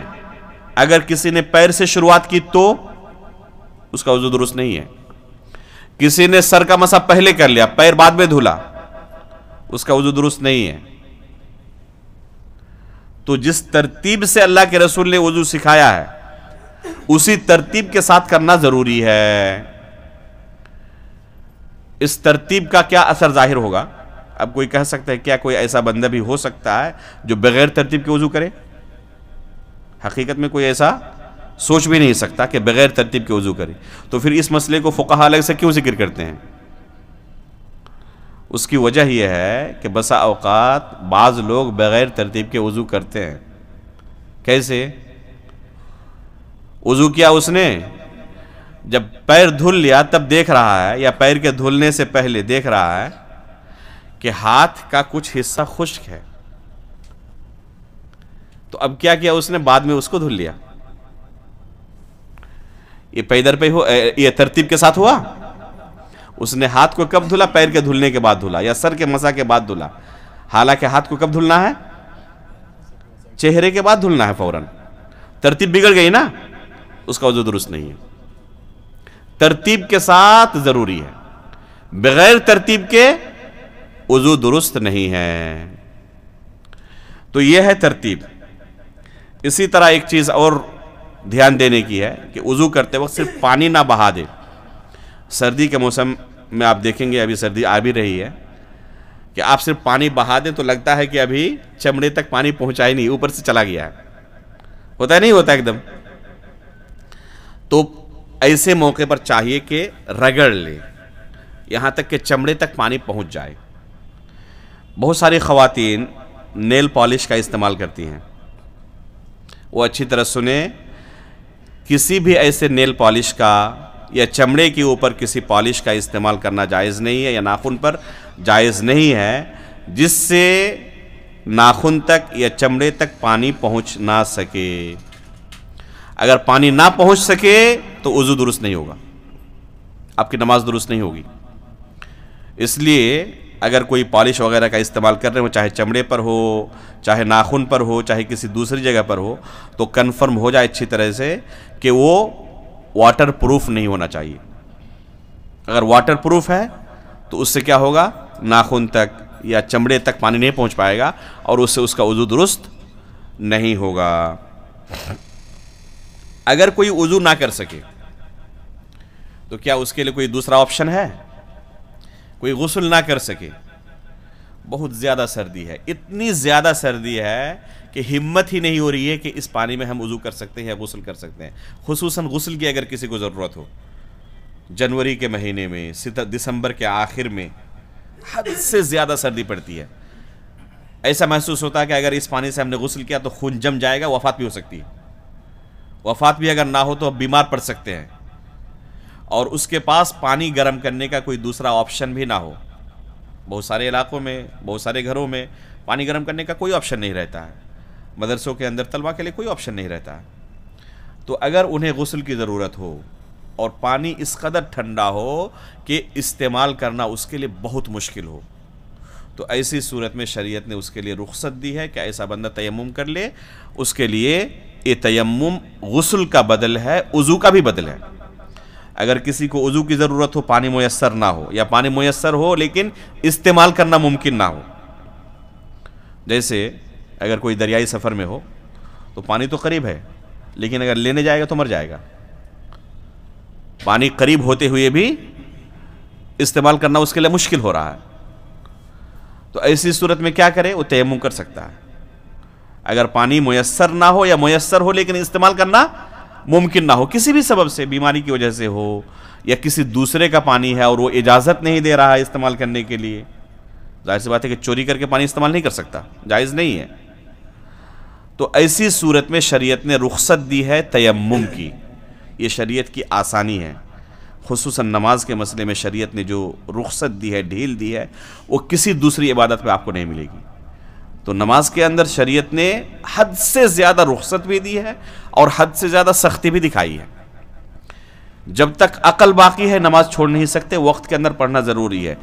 میدان جہاد میں ہو، میدان جنگ میں ہو، وہاں پر بھی آپ پڑھیں، رخصت نہیں ہے. ایسا نہیں کہہ سکتے کہ شام کو جا کے گھر میں تمام نمازوں کو پڑھ لیں گے، نہیں. اللہ رب العالمین نے آیت نازل کی کہ میدان جہاد میں ہو تب بھی تمہیں وقت کے اندر ہی نماز پڑھنی ہے، بعد میں نہیں پڑھ سکتے. حد سے زیادہ سختی ہے، لیکن وہیں پر حد سے زیادہ نرمی بھی ہے. کھڑے کھڑے نہیں پڑھ سکتا، بیٹھ کے پڑھ لے. بیٹھ کے نہیں پڑھ سکتا، لیٹے ہوئے پڑھ لے. اس میں بھی پریشانی حرکت کرنے میں ہے تو اشارے سے پڑھ لے. وضو کر نہیں سکتا، پانی نہیں ہے، یا پانی ہے لیکن استعمال کر نہیں سکتا، تیمم کر لے. غسل کی ضرورت ہے، نہیں کر سکتا، تیمم کر لے. وضو بھی نہیں کر سکتا، تیمم بھی نہیں کر سکتا، پانی بھی نہیں، مٹی بھی نہیں. ایسا ہو سکتا ہے؟ جی ایسا ہو سکتا ہے؟ ممکن ہے پانی بھی نہ ہو، مٹی بھی نہ ہو؟ بتائیں؟ ہو سکتا ہے۔ امام بخاری رحمہ اللہ نے اس تعلق سے خصوصی باب ہی قائم کیا ہے فاقد الطہورین کا، کہ کسی کو پانی بھی نہ ملے، مٹی بھی نہ ملے تو کیا کرے وہ؟ بالکل ہو سکتا ہے، اگر کسی کو مان لیں کہ دشمنوں نے کھمبے کے ساتھ باندھ دیا ہو، اب پانی استعمال نہیں کر سکتا، بندھا ہوا ہے، مٹی گرچہ قریب ہے پیر کے نیچے ہو لیکن جھک نہیں سکتا، وہ بندھا ہوا ہے، اب کیا کرے گا؟ نماز نہیں پڑھے گا وہ؟ عقل باقی ہے تو اسی حالت میں نماز پڑھنی ہے، اسی حالت میں نیت سے وہ کیا کرے گا؟ وضو کرے گا، اور جہاں تک ممکن ہو سکے نماز پڑھے گا۔ وہ جن اعمال کو ادا کر سکتا ہے کرے گا، جن اعمال کو ادا نہیں کر سکتا اشارے سے کرے گا، نیت سے کرے گا، لیکن نماز نہیں چھوڑ سکتا۔ وہ وقت کے اندر نماز پڑھنا ضروری ہے، گرچہ اس کا لباس چھین لیا ہو، ننگا کر دیا ہو، اسی حالت میں ننگے ننگے نماز پڑھے گا۔ وہ گرچہ ناپاک ہو چکا ہو، اس کے لیے غسل کرنا واجب ہو چکا ہو، غسل نہیں کر سکتا، وہ تیمم بھی نہیں کر سکتا، اسی حالت میں نیت سے وہ کیا کرے گا؟ تیمم کرے گا اور نماز پڑھے گا۔ وہ تو اس کے لیے ہر چیز کی رخصت ہے، اگر عقل زائل نہیں ہوئی ہے تو، پاگل نہیں ہو گیا ہے تو نماز سے چھٹکارا نہیں ہے۔ تو حد سے زیادہ رخصت بھی ہے نماز کے مسئلے میں، اور حد سے زیادہ سختی بھی ہے کہ وقت کے اندر پڑھنا ہی پڑھنا، جس طریقے سے پڑھ سکے اسی طریقے سے پڑھے، لیکن نماز کو مؤخر نہیں کر سکتا۔ بہت سارے لوگ آج کیا کر دیتے ہیں، کام کی وجہ سے، سفر کی وجہ سے، پلین میں ہے، ٹرین میں ہے، بس میں ہے، تو سوچتے ہیں کہ دن کی نماز جا کے رات میں پڑھ لیں گے۔ یہ طریقہ درست نہیں ہے، اسی وقت پڑھیں۔ آپ زیادہ سے زیادہ کتنا مؤخر کر سکتے ہیں؟ جن نمازوں کو ایک ساتھ جمع کرنے کا شریعت نے حکم دیا ہے، رخصت دی ہے، صرف اتنا ہی آپ مؤخر کر سکتے ہیں۔ جیسے ظہر عصر کو ایک ساتھ جمع کر سکتے ہیں، تو ظہر کی نماز کے فوراً بعد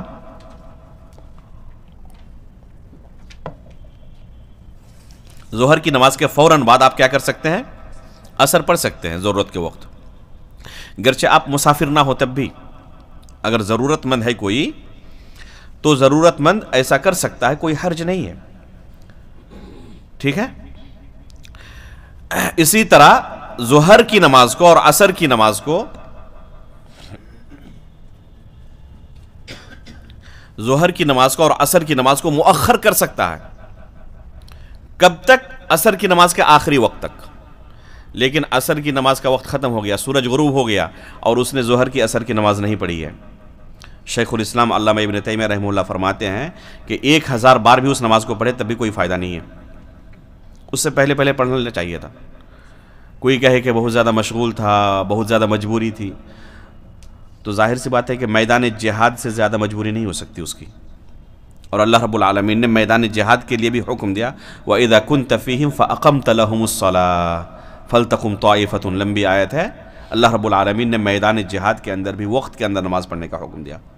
علامہ ابن حزم رحمہ اللہ نے المحلہ کے اندر دلائل کا انبار لگا دیا ہے کہ وقت کے اندر نماز پڑھنا ضروری ہے، وقت کے بعد پڑھ نہیں سکتا ہو، گرچہ مسئلہ مختلف بھی ہے، بہت سارے علماء کہتے ہیں کہ اگر کوئی نہ پڑھا ہو بعد میں پڑھ سکتا ہے، لیکن حقیقت میں جو دلائل ہیں بڑے سخت ہیں، اس لیے انسان کو چاہیے کہ جس طریقے سے نماز پڑھ سکتا ہو، آپ پلین کے اندر ہیں، بس کے اندر ہیں، جس طریقے سے آپ کے لیے ممکن ہو نماز پڑھنا، آپ نماز پڑھیں، لیکن وقت نکلنے نہ دیں۔ مغرب کی نماز کے فوراً بعد عشاء کی نماز پڑھ سکتے ہیں، یا مغرب کی نماز کو عشاء کے آخری وقت تک مؤخر کر سکتے ہیں، اور فجر کی نماز کا ایک وقت ہے، سورج طلوع ہونے سے پہلے اس کو پڑھنا ضروری ہے۔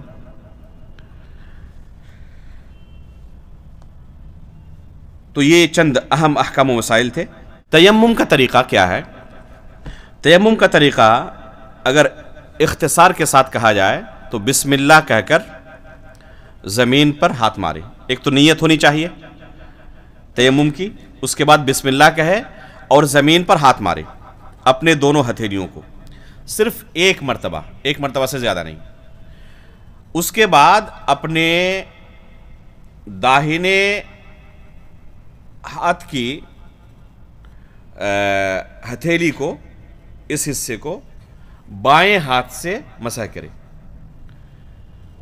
یہ داہنا ہاتھ ہے، اس کا اوپری حصہ یہ ہے، تو اس اوپری حصے کو بائیں ہاتھ سے مسح کرے، اور پھر داہنے ہاتھ سے بائیں ہاتھ کے اوپری حصے کو اس طرح مسح کرے،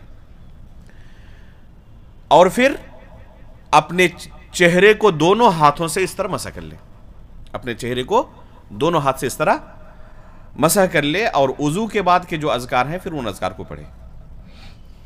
اس کا تیمم مکمل ہو گیا۔ اب وہ غسل کے بدلے تیمم کر رہا ہے یا وضو کے بدلے تیمم کر رہا ہے، وہ نیت کے اوپر ڈیپینڈ ہے۔ اگر کسی کے اوپر غسل واجب ہے اور غسل نہیں کر سکتا تو تیمم کے ذریعے وہ پاک ہو جائے گا، اور تیمم کے ذریعے وہ نماز پڑھ سکتا ہے، لوگوں کی امامت بھی کر سکتا ہے۔ بعض لوگ کراہت محسوس کرتے ہیں، اس میں کراہت کی کوئی بات نہیں ہے، شریعت نے حکم دیا ہے، یہ رخصت دی ہے۔ اس لیے ایسا شخص جس کے اوپر غسل واجب تھا، جنبی تھا، اس نے تیمم سے پاکی حاصل کی تو لوگوں کی امامت بھی کر سکتا ہے، کوئی حرج نہیں ہے، یہ جائز ہے۔ اس بارے میں صحیح بخاری کے اندر عمار بن یاسر رضی اللہ تعالیٰ عنہ کی روایت موجود ہے، اور اس کے اندر کئی طرق میں یہی طریقہ مذکور ہے جو ابھی تیمم کا آپ کے سامنے بیان کیا گیا۔ عمار بن یاسر رضی اللہ تعالیٰ عنہ کی حدیث ہے کہ اللہ کے رسول صلی اللہ علیہ وسلم نے تیمم کا یہی طریقہ سکھایا ہے۔ پہلے بسم اللہ کہہ کے زمین پر ہاتھ مارا جائے۔ بعض لوگ ایک مرتبہ سے زیادہ ہاتھ مارتے ہیں، یہ غلط ہے۔ اگر اس میں مٹی زیادہ آ جائے اسے پھونک سکتا ہے تاکہ چہرہ گرد و غبار نہ ہو جائے۔ اگر مٹی نہیں ہے بہت زیادہ تو کوئی حرج نہیں ہے، مٹی پر تیمم کر سکتا ہے۔ اگر مٹی میسر نہ ہو، جیسے یہ دیوار ہے، اگر اس میں گرد و غبار ہو اس پر بھی تیمم کر سکتا ہے، ریت پر بھی کر سکتا ہے، پتھر پر بھی کر سکتا ہے، پہاڑ پر بھی کر سکتا ہے، کوئی حرج نہیں ہے۔ سعودی عرب کے اندر ہم نے دیکھا اسپتالوں کے اندر تیمم کرنے کے لیے ایک کٹ دیا جاتا ہے مریضوں کو۔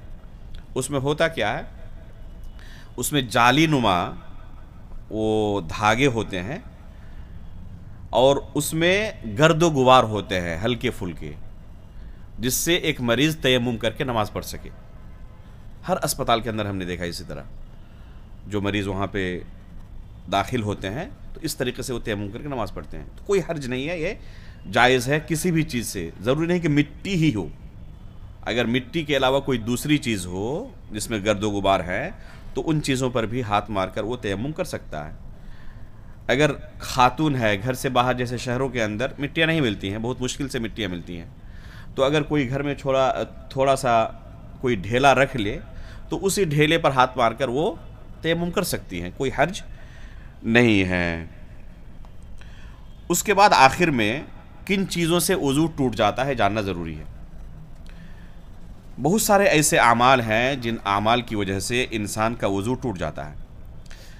سب سے پہلی چیز ہے شرمگاہ سے، پیشاب و پاخانے کے راستے سے کوئی بھی چیز نکلے، پیشاب و پاخانے کے راستے سے کوئی بھی چیز نکلے، چاہے پیشاب و پاخانہ ہو یا کوئی دوسری چیز ہو، کوئی بھی چیز نکلے، مدی، وضی، منی یا کوئی دوسری جیسے خون نکل جائے بسا اوقات، تو کوئی بھی چیز پیشاب و پاخانے کے راستے سے نکلے اس سے وضو ٹوٹ جاتا ہے، اور اس بارے میں کئی حدیثیں وارد ہیں۔ اگر ہوا خارج ہو اور شک ہو کسی کو تو اس سے وضو نہیں ٹوٹتا۔ ہوا خارج ہو اور کسی کو شک ہو تو اس سے وضو نہیں ٹوٹتا ہے، یقین ہو کہ ہوا خارج ہو چکی ہے تو اس وقت وضو ٹوٹے گا۔ اس بارے میں شریعت کا عام اصول یہ ہے، الیقین لا یزول بالشک، کہ یقین شک کی بنا پر ختم نہیں ہوتا۔ ایک بندے نے وضو کیا، یقین ہے کہ گیا تھا وضو خانے میں، بیٹھ کر اس نے وضو کیا ہے، اب اس کے بعد کیا ہوا خارج ہو چکا ہے، اس کا وضو باقی ہے یا نہیں، اب شک ہو رہا ہے، تو اس شک کی بنا پر وہ یقین ختم نہیں ہوگا۔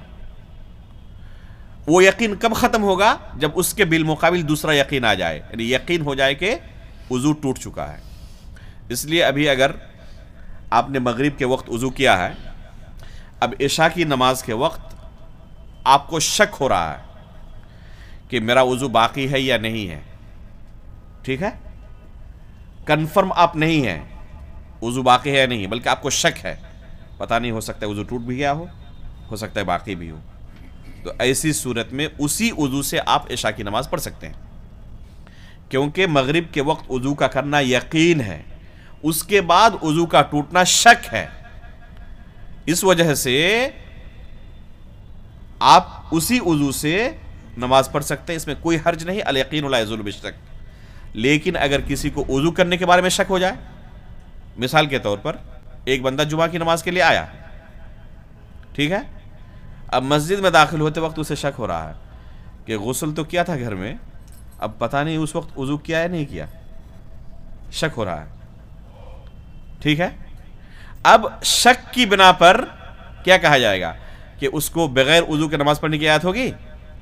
نہیں، یہاں اصل یہ ہے کہ وضو نہیں ہے، وضو کرنے کے بارے میں شک ہے، اور یقین کیا ہے کہ پہلے وضو نہیں تھا اس کا، تو الیقین لا یزول بالشک، اس شک کی بنا پر جو سابقہ یقین تھا وہ یقین ختم نہیں ہوگا، اس لیے اس کو بلا وضو مانا جائے گا۔ اس کو اب چاہیے کہ جا کے پہلے وضو کرے یقین کے ساتھ، اس کے بعد نماز پڑھے۔ دوسری چیز جس سے ایک انسان کا وضو ٹوٹ جاتا ہے وہ ہے عقل کا زائل ہو جانا۔ کسی بھی سبب سے عقل اگر زائل ہو جائے، ہوش کھو دے، بے ہوش ہو جائے، چاہے علاج کی وجہ سے ہو، دوا کے ذریعے اس کو بے ہوش کیا گیا، یا غشی طاری ہو گئی، کمزوری کی وجہ سے بے ہوش ہو گیا، کسی بھی سبب سے، یا سو گیا، سو جانے کی وجہ سے کیا اس کو پتہ رہتا ہے کہ آس پاس کیا کچھ ہو رہا ہے؟ کچھ پتہ نہیں رہتا، تو اس کی عقل کیا ہو جاتی ہے؟ زائل ہو جاتی ہے، اس کی عقل کام نہیں کرتی، اس صورت میں اس کا وضو ٹوٹ جائے گا۔ تو کسی بھی سبب سے اگر عقل زائل ہو جائے، عقل کام کرنا بند کر دے، تو اس کا وضو ٹوٹ جائے گا، بے ہوشی کی وجہ سے ہو، غشی طاری ہونے کی وجہ سے ہو، نیند کی وجہ سے ہو، یا کسی دوسرے اسباب کی وجہ سے ہو، تو اس کا وضو ٹوٹ جائے گا، وضو باقی نہیں رہے گا۔ عمر فاروق رضی اللہ تعالیٰ عنہ کو جب نیزہ مارا گیا، خنجر مارا گیا مسجد نبوی کے اندر، صحابہ اکرام ٹھو کر لے گئے ان کے گھر، اور اس سے بے ہوش ہو گئے۔ پھر جب ہوش آیا تو پانی طلب کیا، دوبارہ وضو کیا۔ تو بے ہوش ہو جائے کسی بھی سبب سے، عقل زائل ہو جائے، اس سے وضو کیا ہو جاتا ہے؟ ٹوٹ جاتا ہے۔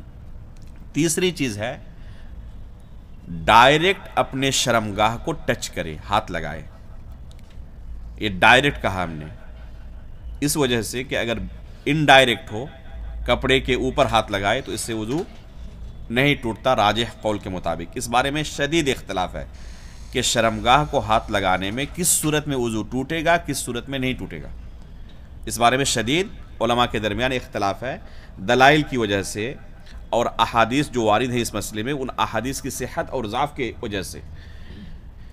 بعض علماء کہتے ہیں کہ شہوت کے ساتھ اگر چھوئے تو وضو ٹوٹتا ہے، بغیر شہوت کے ڈائریکٹ بھی چھوئے تو وضو نہیں ٹوٹتا۔ بعض علماء کہتے ہیں کہ کپڑے کے اوپر اگر چھوئے تو نہیں ٹوٹتا، ڈائریکٹ اگر چھو لے تو وضو ٹوٹتا ہے۔ راجح یہی معلوم ہوتا ہے کہ ڈائریکٹ صرف وضو اگر چھوئے تو وضو ٹوٹتا ہے، انڈائریکٹ چھونے سے وضو نہیں ٹوٹتا۔ اس بارے میں ابو ہریرہ رضی اللہ تعالیٰ عنہ کی جو حدیث ہے بالکل صریح ہے، اور یہ حدیث صحیح ہے، انشاءاللہ ثابت ہے، اس وجہ سے اس مسئلے کی یہ حدیث دلیل بن جائے گی۔ فرماتے ہیں کہ اللہ کے رسول صلی اللہ علیہ وسلم نے فرمایا ہے اذا افضى احدكم بيده الى فرجه وليس بينهما ستر، بالکل واضح ہے کہ اگر کوئی شخص اپنے شرمگاہ کو چھوئے اور دونوں کے درمیان کوئی پردہ نہیں تھا، ولیس بینہما یعنی ہاتھ اور شرمگاہ کے درمیان کوئی پردہ نہیں تھا، تو اللہ کے رسول کیا فرماتے ہیں؟ ولا حجاب فلیتوضأ، نہ کوئی پردہ تھا نہ کوئی حجاب تھا، تو ایسی صورت میں اس بندے کو چاہیے کہ وضو کرے۔ تو ابو ہریرہ رضی اللہ تعالیٰ عنہ کی یہ حدیث اس بارے میں فیصل ہے ایک دم۔ اور دو حدیثیں اس باب میں وارد ہیں، ایک طلق بن علی رضی اللہ تعالیٰ عنہ کی، اور ایک بصرہ بنت صفوان رضی اللہ تعالیٰ عنہ کا۔ بصرہ بنت صفوان رضی اللہ تعالیٰ عنہ کی جو حدیث ہے، اللہ کے رسول فرماتے ہیں اذا مس احدکم ذکرہ فلیتوضأ، تم میں سے اگر کسی نے اپنے ذکر کو، پیشاب کے راستے کو چھوا تو وضو کرے۔ اس سے کیا پتہ چلتا ہے کہ علل اطلاق اللہ کے رسول نے کہا، اگر کسی نے چھوا ہے، اللہ کے رسول نے نہ شہوت کی بات کی ہے نہ ڈائریکٹ انڈائریکٹ کی بات کی، علل اطلاق کہا، تو اس سے لگ رہا ہے کہ ہمیشہ کسی بھی صورت میں اس نے ٹچ کیا ہو وضو واجب ہو جاتا ہے، اس کا وضو ٹوٹ جاتا ہے۔ طلق بن علی رضی اللہ تعالیٰ عنہ کی ایک حدیث ہے جو اس کے بالکل اپوزٹ ہے۔ ایک شخص اللہ کے رسول کے پاس آتے ہیں اور پوچھتے ہیں کہ اگر کوئی اپنی شرمگاہ کو ہاتھ لگائے تو اس کا کیا حکم ہے؟ تو اللہ کے رسول فرماتے ہیں وَهَلْ هُوَ إِلَّا بُضْعَةٌ مِّنْكَ یا بَضْعَةٌ مِّنْكَ، یہ تو تمہارے جسم کا ہی ایک ٹکڑا ہے، یہ تمہارے جسم کا ایک ٹکڑا ہے۔ جیسے کوئی ہاتھ چہرے پر، سر پر ہاتھ لگائے تو کیا اس سے وضو ٹوٹ جاتا ہے؟ تو جس طرح جسم کے دوسرے اعضاء کو ٹچ کرنے کی وجہ سے وضو نہیں ٹوٹتا، اللہ کے رسول فرماتے ہیں اسی طرح وہ بھی ایک جسم کا حصہ ہے، ٹکڑا ہے، اس لیے اس سے وضو نہیں ٹوٹتا۔ تو دونوں حدیثیں آپس میں ایک دم بالکل متعارض ہے، ٹکرا رہی ہیں۔ ابو ہریرہ رضی اللہ تعالیٰ عنہ کی جو حدیث ہے اس کو سامنے رکھے تو مسئلہ بالکل کلیئر ہو جاتا ہے کہ کس صورت میں وضو ٹوٹے گا اور کس صورت میں نہیں ٹوٹے گا۔ ابو ہریرہ رضی اللہ تعالیٰ عنہ کی حدیث میں یہ تفصیل موجود ہے، اذا افضى احدكم بيده الى فرجه وليس بينهما ستر ولا حجاب فليتوضا۔ اللہ کے رسول نے کہا کہ جب تم میں سے کوئی اپنے شرمگاہ کو ہاتھ لگائے، کس طرح؟ ان دونوں کے درمیان، ہاتھ اور شرمگاہ کے درمیان کوئی پردہ نہیں تھا، ڈائریکٹ اس نے ٹچ کیا ہے، فلیتوضا، تو ایسی صورت میں وضو کرے۔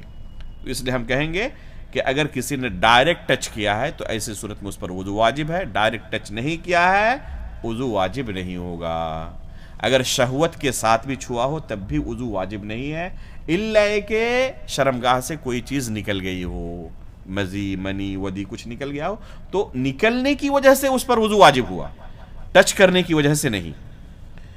اور آخری چیز ہے اونٹ کا گوشت کھانے سے، اونٹ کا گوشت کھانے سے وضو ٹوٹ جاتا ہے۔ اس بارے میں اللہ کے رسول کی صحیح حدیث موجود ہے۔ جب ایک صحابی نے، جابر بن سمرہ رضی اللہ تعالیٰ عنہ روایت کرتے ہیں کہ ایک صحابی نے جب اللہ کے رسول سے پوچھا اونٹ کے گوشت سے وضو کے بارے میں، تو اللہ کے رسول نے حکم دیا کہ اونٹ کے گوشت کھانے کے بعد تم وضو کیا کرو۔ تو یہ حدیث دلیل ہے کہ اونٹ کا گوشت کھانے سے وضو ٹوٹ جاتا ہے۔ دوسرا کوئی گوشت ہو، بکرے کا ہو، چکن کا ہو، پرندے کا ہو، تو اس سے وضو نہیں ٹوٹتا، البتہ اونٹ کے گوشت سے وضو ٹوٹ جاتا ہے۔ رہی بات نیند کی، کیا نیند کی وجہ سے وضو ٹوٹ جاتا ہے؟ تو اس بارے میں تفصیل ہے۔ نیند ایک طرح کی نہیں ہوتی ہے، مختلف طرح کی نیند ہوتی ہے۔ بس اوقات انسان اونگتے رہتا ہے بیٹھے ہوئے، بس اوقات سوتا بھی ہے لیکن ہلکی سی اس کو نیند آئی ہے، اس کے آس پاس کیا کچھ ہو رہا ہے سب کچھ اسے پتا ہے۔ تو اگر ہلکی نیند ہو تو اس سے وضو نہیں ٹوٹتا ہے، گہری نیند ہو تو وضو ٹوٹ جاتا ہے، چاہے وہ گہری نیند بیٹھ کر ہو، کھڑے کھڑے ہو یا لیٹ کر ہو جائے۔ اگر گہری نیند ہے اس کو پتا نہیں اس کے آس پاس کیا ہو رہا ہے، ہوا خارج ہو جائے، گہری نیند ہونے کی وجہ سے علم نہ ہو، تو اس سے وضو ٹوٹ جاتا ہے۔ لیکن ہلکی نیند ہو، بیٹھے بیٹھے بہت سارے لوگ، خصوصاً جمعہ کے خطبے کے وقت آپ دیکھیں بہت سارے لوگ اونگتے رہتے ہیں۔ صحابہ اکرام کہتے ہیں کہ اللہ کے رسول صلی اللہ علیہ وسلم عشاء کی نماز کے لیے دیر سے گھر سے نکلتے، ہم صحابہ اکرام مسجد کے اندر انتظار کرتے رہتے، یہاں تک کہ جب آپ نکلتے تو فوراً ہم نماز کے لیے کھڑے ہو جاتے اور نماز پڑھ لیتے، حالانکہ ہمارے چہرے نیند کی وجہ سے بسا اوقات کیا ہو جاتے، یہ سینے تک جھک جاتے نیند کی وجہ سے، اس کے باوجود الگ سے وضو کرنے کے لیے نہیں جاتے۔ تو یہ ہلکی نیند ہوتی، گہری نیند نہیں ہوتی۔ اگر گہری نیند اس طرح کی انسان کو آ جائے کہ اسے پتہ ہی نہ چلے کیا کچھ ہو رہا ہے، ہوا خارج ہو چکی ہے، علم نہیں ہے، تو اس سے وضو کیا ہو جائے گا، ٹوٹ جائے گا۔ تو حقیقت میں نیند کوئی الگ سے زائد چیز نہیں ہے، یہ عقل زائل ہونے کے اندر جو دوسری چیز ہم نے ذکر کی تھی اس میں داخل ہے۔ تو اس طرح کل کتنی چیزیں ہوئی ہیں جس سے وضو ٹوٹ جاتا ہے؟ 4 چیزیں ہوئیں۔ شرمگاہ سے کوئی چیز نکلے پیشاب پاخانے کے راستے سے، دوسری چیز عقل زائل ہو جائے، تیسری چیز شرمگاہ کو ڈائریکٹ ٹچ کرے، اور چوتھی چیز ہے اونٹ کا گوشت کھانا۔ جہاں تک نیند کی بات ہے تو نیند عقل زائل ہونے کے اندر داخل ہے، ٹھیک ہے؟ صرف یہ 4 چیزیں ہیں جن سے وضو ٹوٹتا ہے، باقی کسی چیز سے وضو نہیں ٹوٹتا ہے۔ اب کسی کا سوال ہو کہ شیخ اس سے وضو ٹوٹتا ہے نہیں ٹوٹتا، تو دیکھیں کہ ان 4 چیزوں میں سے ہے یا نہیں ہے۔ جیسے کچھ لوگ کہتے ہیں کہ ابھی ایک سوال بھی آیا تھا تھوڑی دیر پہلے، ہم نے وضو کیا حمام کے اندر، ننگا تھے ہم بالکل بغیر کپڑے کے، تو کیا اس سے وضو ہو گیا نہیں ہو گیا ہے؟ یا بغیر کپڑے کے کیا غسل کر سکتے ہیں نہیں کر سکتے، وضو کر سکتے نہیں کر سکتے؟ کوئی حرج نہیں ہے۔ بعض لوگ یہ بھی سوچتے ہیں کہ وضو کے بعد اگر گھٹنے سے کپڑا اوپر آ گیا تو وضو ٹوٹ جاتا ہے۔ ہم نے سنا چھوٹ بچپنے میں بہت سارے لوگ گاؤں دیہات میں یہی سوچتے ہیں کہ گھٹنے سے اوپر اگر کپڑا آ گیا تو وضو ٹوٹ جاتا ہے، اس سے وضو نہیں ٹوٹتا ہے۔ بعض لوگ سوچتے ہیں کہ اگر زیادہ اونچی آواز میں ہنس دیا، کہا لگا دیا تو وضو ٹوٹ جاتا ہے، کہے سے وضو نہیں ٹوٹتا ہے۔ بعض لوگ سمجھتے ہیں کسی کی شرمگاہ پہ نظر پڑ جائے تو اس سے وضو ٹوٹ جاتا ہے، اس سے وضو نہیں ٹوٹتا ہے۔ بعض لوگ کہتے ہیں جھوٹ اگر کوئی کہے، غیبت کرے تو یہ حرام ہے، اس میں کوئی شک نہیں ہے، اس سے وضو بھی ٹوٹ جاتا ہے۔ نہیں، اس سے وضو نہیں ٹوٹتا ہے۔ المہم ان 4 چیزوں کے علاوہ کوئی بھی چیز آپ کے ذہن میں آئے وضو نہیں ٹوٹتا ہے، بس یہ 4 چیزیں ہیں جس سے وضو ٹوٹتا ہے۔ یہ چند اہم احکام و مسائل سے جو طہارت سے متعلق تھے۔ اللہ رب العالمین سے ہم دعا کرتے ہیں کہ اللہ رب العالمین اس علم کو ہمارے لیے نفع بخش بنائے، ہماری اس حاضری کو اپنی رضامندی کے لیے قبول فرمائے، اور جب اس سے ہماری ملاقات ہو تو اس مجلس کی وجہ سے ہمیں خوشی حاصل ہو۔ اللہ رب العالمین ہمارے میزان حسنات کے اندر اسے شمار فرمائے۔ آمین تقبل رب العالمین، وصلی اللہ علی نبینا محمد، سبحانک اللہم و بحمدک، اشہد ان لا الہ الا انت، استغفرک و اتوب الیک۔